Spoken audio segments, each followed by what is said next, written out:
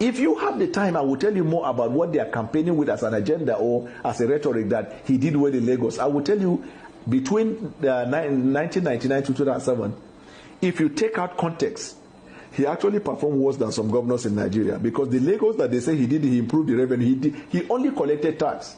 All the infrastructure needed for a state or in fact a country to develop was on ground. Lagos used to be the Nigerian national capital. Before Nigeria was formed, Lagos was a colony. You have all the infrastructure for economic development. Asiwaju didn't establish them. There was seaport, there was airport, you have commercial activity, all the embassies are there, so transaction with foreign envoys is in Lagos, all the hotels are there, headquartered in Lagos, all the banks are headquartered in Lagos, all security apparatus, every facility and infrastructure for economic development was in Lagos. He didn't bring them. Asiwaju did not invite or introduce or brought any serious foreign investor or domestic investor. And these revenues we are talking about that they claim he has generated, we are on. It's just that the government didn't have the infrastructure in collecting those.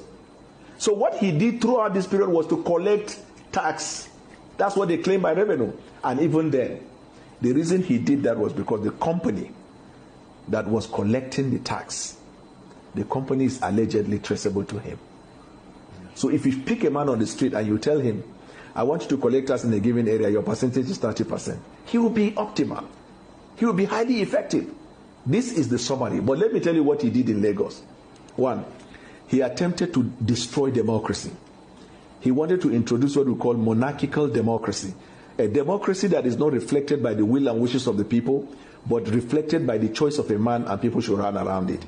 He introduced the concept in politics in Nigeria that we call take the queue, follow the queue. He was the only governor in Nigeria that during the period of 7 years, he has had to impeach his deputy governors 3 times and change them. 12 seconds later. And I supported his cause because I believed in him. And so I used this opportunity today to even touch on some of those past. Instead of the president getting actually offended, he gave me some life lessons about the fact that in life, if you are going to be offended because people took decisions that didn't favor you, you would never be helpful to anybody in life, or you can never relate with people. And so that largeness of the heart to me is encouraging. I am also here to say I am supporting President Bola Ahmed Tinubu in achieving the objective of the problems we are in the country.